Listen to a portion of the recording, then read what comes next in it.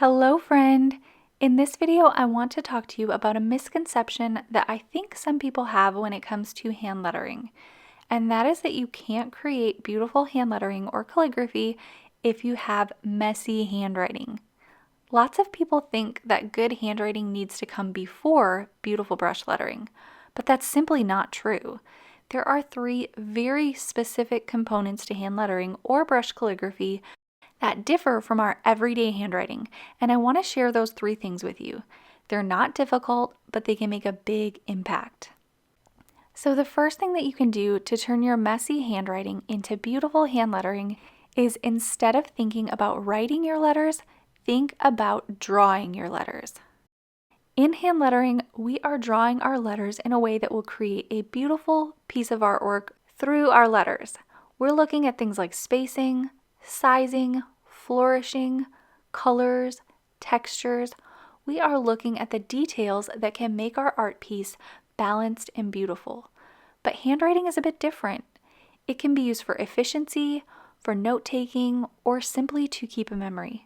But we may not always have the time to perfect the details of our handwriting, and that's okay. But in changing our technique to drawing our letters, which may take a bit more time to do, we can start to look at the details of our hand lettering, and sometimes those little details can make a really big difference. The second thing that you can do to turn your messy handwriting into beautiful hand lettering is to write slowly. In my experience, it's pretty hard to have neat handwriting when you're rushing, and hand lettering is no exception to this. While it might be okay and even necessary to rush when you're taking notes, we're likely going to have a hard time focusing on the details of our lettering if we're going super quickly. On the other hand, if we slow down and take our time with making sure our spacing is right, making sure our hand is steady, and the other details that may be important to us, we should have an easier time with our hand lettering. And the third thing that you can do differently when you are taking handwriting into creating hand lettering is to take it one stroke at a time. And friend, this one is the game changer. In brushed calligraphy, we don't have to look at each word or even each letter as a whole, because we can break down our letters into individual strokes.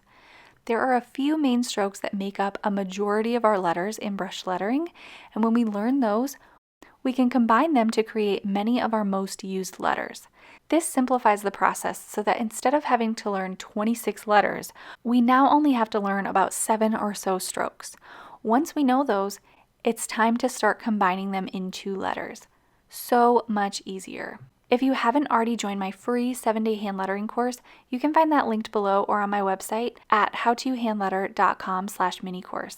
Here you'll receive printable worksheet pages to help you practice these common simple strokes, plus many more, as well as get my best tips and tricks for creating beautiful hand lettering even as a beginner, even if you have messy handwriting.